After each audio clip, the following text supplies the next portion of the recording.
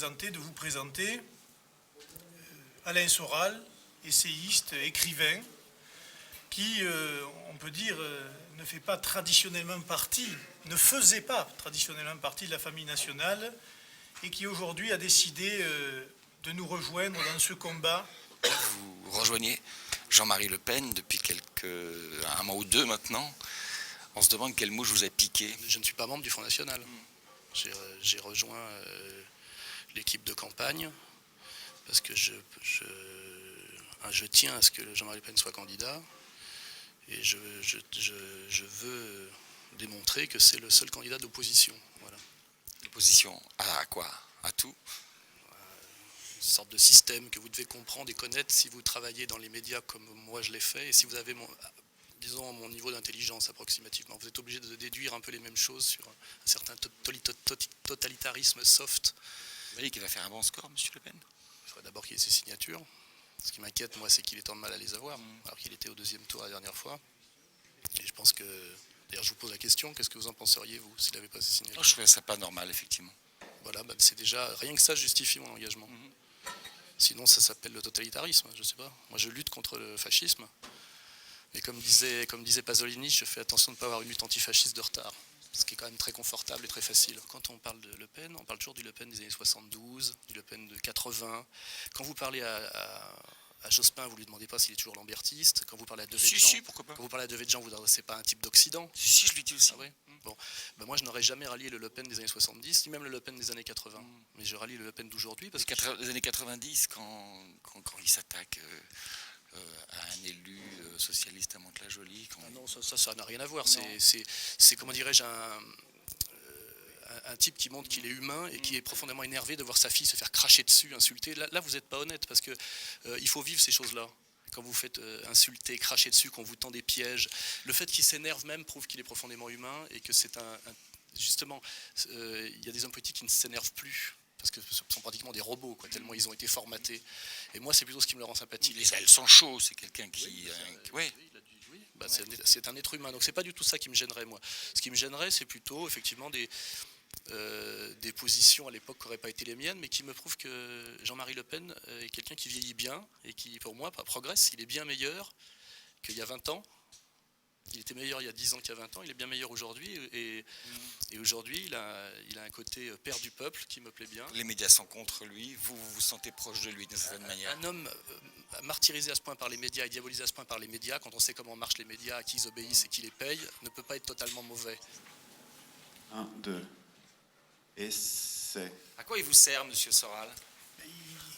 C'est pas une histoire de service ou pas service, c'est de venir dans un combat au service de la patrie. Et là, aujourd'hui, c'est un peu ce qu'avait Chevènement avait tenté de faire en 2002, de réconcilier les deux rives sur la souveraineté nationale de ce pays et sur la défense de la souveraineté nationale. Donc M. Soral apporte, je vais dire, un particularisme de gauche au combat national que nous menons.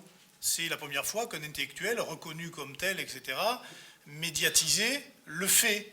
D'autres le font, je vais dire, en sous-marin, mais lui le fait à visage découvert, en portant avec lui certaines idées, certaines visions du monde qu'on peut ne pas partager. Sur le marxisme, par exemple, je n'ai jamais discuté sur le fond avec lui, mais il y aurait très certainement des sujets de discussion importants. Mais sur le fond du problème aujourd'hui, sur la trahison des classes populaires et ouvrières par la gauche, puisque lui vient d'une certaine tradition de gauche, moi il se trouve que je suis un type du sud-ouest, que ma famille était de gauche, plutôt radicale, socialiste. Qu'est-ce que vous voulez? Oui, ils ont été trahis. Le mitterrandisme et le Parti socialiste a trahi la gauche. C'est clair. Il faut le savoir. Et aujourd'hui, d'ailleurs, qui vote socialiste dans ce pays, sinon certaines professions intellectuelles et une certaine bourgeoisie? Donc voilà, en cela, si vous voulez, il apporte un peu un petit air nouveau de ce côté-là de la France, qui avait aussi besoin de voir un Jean-Marie Le Pen, non pas seulement l'homme de la nation, de la patrie, mais en y ajoutant un petit côté social. Est-ce qu'on assiste au retour des rouges-bruns d'une certaine manière aujourd'hui? Le coup des rouges-bruns... Attendez, venez par ici parce que la caméra... Ah, elle a bougé. Le coup des rouges-bruns, on nous l'avait fait, vous vous rappelez, dans les années 90, à l'époque. Oui. Et c'était déjà moi et Marc Cohen autour de Jean Edernalier. J'étais déjà dans le coup. C'était quoi les rouges-bruns pour vous? C'était essayer de sortir arrêter de jouer dans ce mensonge, ce qui est le mensonge du libéralisme, où la gauche et la droite représentaient le même camp libéral et que nous, on refusait ça. Et je dirais, je vous ai parlé tout à l'heure de l'alliance des progressistes qui en ont marre d'être manipulés et des réactionnaires qui finalement avaient raison sur certains points. Et c'est l'union sacrée des réactionnaires et des progressistes contre les libéraux. Et bien ce que vous appelez rouge-brun, parce que ça fait fantasmer, et je crois que ça n'a, parce que là on est dans des trucs de gauchistes un peu, c'est les trucs de cafétéria de campus, il y a le côté 68 art, quand on disait il y a les RG, la CIA, vous voyez, il y en a qui n'en sont jamais sortis. Je crois que la rouge-brun c'est pas bon, parce que ça renvoie à des fantasmes qui ne correspondent pas. Par contre l'union des réactionnaires qui avaient finalement raison sur certains points, et des progressistes qui ont compris qu'ils s'étaient fait beaucoup manipuler, contre les libéraux qui nous ont méprisés et manipulés tous, ça c'est ma ligne, ouais, effectivement. Voilà. Vous êtes encore de gauche. Je suis profondément de gauche, oui. Rien que d'ailleurs de mon engagement, je trouve, même dans les risques courus, et de gauche, quoi. Je veux dire, je reste un révolutionnaire, oui. Je n'y ai jamais renoncé. Et pourtant j'avais le choix.